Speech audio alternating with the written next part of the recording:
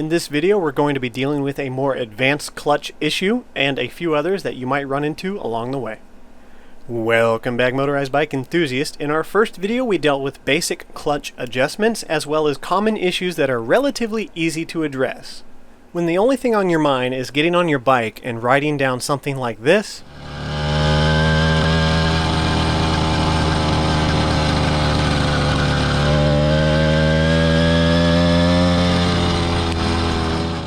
it can be a gut-wrenching feeling when you get on your bike and run into something like this.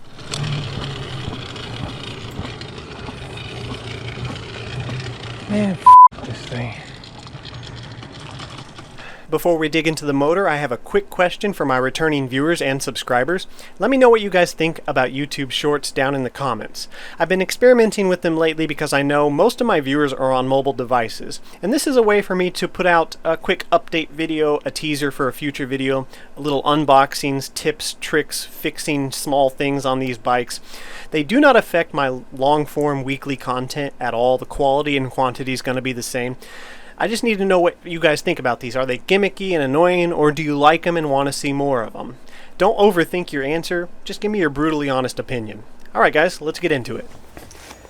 I have an exploded view of the internal clutch components here, and I'm going to briefly show you how some of these components interact with each other so you can better visualize the issue that we're having on this motor. This could be useful if you're having other issues as well, but I'm mainly focusing on the issue that we're having. However, there are two things I would like to cover while we're here before we get to the issue at hand. One issue that a member was having in the Discord server, which was actually kind of tricky to diagnose because it's something I would have never thought of for the longest time. Luckily, he provided pictures and detailed descriptions of his issue, so I was able to help him out. We found out, which I've been able to replicate here, that it was as simple as the set screw on his flower nut being too long. He would properly adjust his clutch, followed all the standard procedures that I know of diagnosing issues, but as soon as he would install his pressure plate, set his flower nut, and insert the set screw, he could no longer start the bike. It would slip. What was happening is his set screw being too long was pushing on the basket, preventing the pressure plate from fully contacting the pads, and there simply was not enough friction to turn over the motor. So add this to the list of things you should check if you're having clutch slipping issues. Make sure that this screw is only inserted enough to engage all the threads, but no more. A second issue that I noticed while dealing with this bike is that on some of these motors, the main spring, which is what provides pressure to your pads, is actually a bit thinner on this specific motor than I have on something like my 4040. This is the original spring that came out of my 4040, and I can tell just by looking at it, it's a little bit more stout. The coils are thicker on this one. This isn't something that I would consider to be a big deal. I would say this is mostly geared towards performance. A stiffer spring with stronger coils is going to provide less slippage. However, this weaker spring can compound other issues you might be having. So if you happen to have your clutch out and you feel like doing an upgrade, go ahead and see if you can find yourself a stronger spring. There are limits, which we'll get into here in a moment, on how strong you can go or how tight you can make these. Okay, so here we have our clutch cam, and as you'll know if you watched the first video, when you pull in your clutch, this rotates from the flat edge to the round edge. It engages the bucking bar, pushing it in to the clutch shaft, okay? The bucking bar then engages a bearing, and the bearing's sole purpose is simply to help create a smaller friction point so there's less wear on these components. That's the only thing this is for, okay? Bucking bar pushes on the bearing, and the bearing pushes on this internal clutch shaft. This is where we're having some of our issues, combined with other parts. Now this shaft has a threaded end, which is where your flower nut screws onto. So you can kind of visualize this end being your entire clutch basket, okay? And it comes out of this side of the main clutch shaft. So your bearing pushes on this internal shaft. These are just here for reference. They're bearings, not part of our issue. So I'll remove them. So we have our secondary shaft here inside the main shaft. And as you can see, it's notched to line up with the hollow section of the main shaft. And this pin goes through both shafts. Just like that. This pin is where we're having another issue. This collar supports the main spring for the clutch. And as you can see, the collar has 2 holes in it. And just like you guessed, the pin goes through the collar, through both clutch shafts, out the other side, and in a perfect world, this pin will sit secured inside both holes in the collar through both shafts. Now, usually this pin is held in place by the spring itself, but a combination of newer motors having the weaker, thinner springs, only maybe a millimeter, maybe less than a millimeter, but enough. A combination of the smaller spring plus a possibly damaged collar, which is one of the issues we have on our motor, can sometimes cause this pin to de-seat, especially considering that this collar is under a fair bit of pressure from this spring. This is a strong spring. You can't compress it with your hand. And that force that this spring puts on the collar means that if anything in here is not set right, it can become crooked, which is exactly what we're having an issue with. And some of my viewers have mentioned that they also have an issue with. So if we de-seat the pin from one side of this collar and we apply pressure to it, it might be difficult to see in the camera, but I'll try and use this notch here as a reference. If one side of that pin is not in this collar, as you can see, it becomes crooked. And that slant is enough to prevent the proper amount of pressure from the spring being transferred to the pressure plate, okay? And you simply won't have enough pressure on the pads to turn over the motor. In some situations you might, it depends on how much compression your motor has. Ours being a new big bore cylinder with a pretty tight squish gap, it has a pretty high compression. So with this loss of pressure on the clutch pads, we couldn't get the motor to turn over.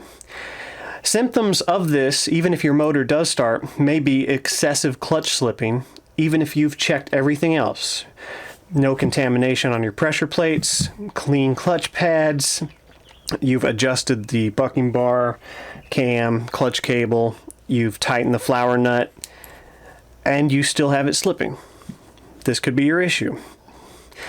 Now, if this is not your issue, and this is properly seated, the spring's holding it in,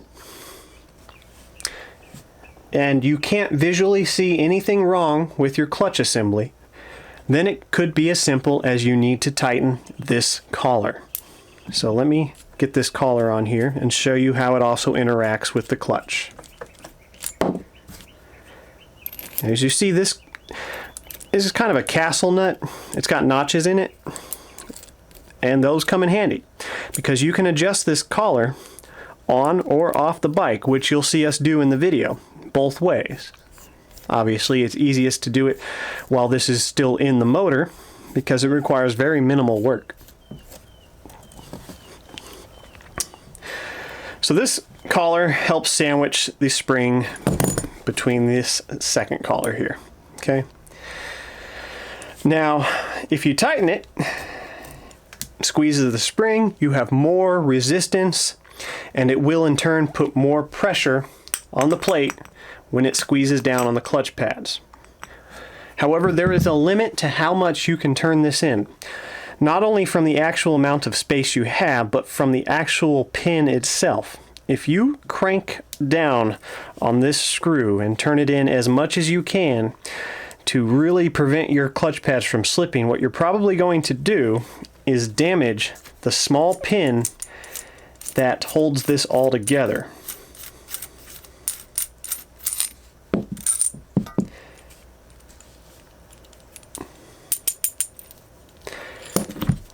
This pin right here is relatively thin. It can become bent, and if it bends even just a slight amount, it will probably de-seat from both of these holes in the collar. At least one of them, because the tolerances here, there's not much to work with. Usually, you can tighten down on this collar 2 threads, maybe 3. without damaging this pin. But if you go much further than that, it might work. If it's the only thing you can do to get your bike to start, then it's what you got to do. But it's not something I would recommend doing on the long term. You could possibly get stronger pins. I don't know what material you would look for. A hardened steel drill bit maybe. Cut off the ends. Steel punches, I'm really not sure. I haven't experimented with it, but just keep that in mind. Okay, so now that you know how some of these components interact with each other and you know exactly where our problem area is, being mainly this collar, this pin, we'll dig into the motor and fix the issue. Upon initial inspection of this motor, I suspected that we were going to have some clutch-related issues. For starters, I could freely spin the sprocket, even with the clutch arm in the neutral position. This says something's definitely not adjusted right. And second, which was more alarming, when I tried to engage the clutch arm, it felt like it hit a wall and would barely move. After installing the motor on the bike and adjusting the clutch to the best of my knowledge, I had multiple failed attempts to start this bike. A combination of what I'd seen from other YouTube members and what I had experienced trying to push on the clutch arm out of the box, I was beginning to suspect that the pin was an issue. I assumed it was crooked, which was the case, but it was a bit tricky to find out for sure, and we really had to take this thing completely apart to get there. After removing both side covers of the motor, taking the nut and lock washer off of the basket and sprocket, I lubricate the threads on the gear puller and ensure that it's fully seated into the basket. With a pair of channel locks and a mallet, I can deseat the basket. It's the same process for the sprocket on the other side. When removed, sometimes this keyway will fall out, so don't lose it. Mine was stuck in, so I had to tap it out with a flathead. With the inner portion of the gear puller, you can slowly tap the shaft out of the bike. This takes some patience, and note that the bearing will come out with it. I usually tap from the basket side. Something I'd like to point out while we have the basket off the bike is I've brought up a replacement one just to show you that sometimes when you purchase these, they can come with narrow keyways that won't match the original shaft. It can be the same if you're replacing the shaft as well. In that situation, you would need to grind out the keyway to fit your original key. I do recommend using the wider keys because they're less prone to stripping. Once removed, it was impossible for me to see both sides of the pin that goes through the collar because the view is obstructed by the main spring. But I could tell that the collar was slanted, so this means either the collar and or the pin were damaged. In this situation, we needed to fully disassemble this clutch shaft, and it's relatively easy to do with 2 pairs of channel locks. After removing the mainspring, you can clearly see the pin sticking out the bottom of the collar because it's not seated in the top. I suspected this migrated its way out because our collar is slightly bent on one side. You might not be able to see it in the camera, but I reshaped it with a pair of channel locks using a brute force method. After reseating the pin and reassembling the clutch assembly, I screwed this collar down until I could see 2 exposed threads coming out the outer side of the collar.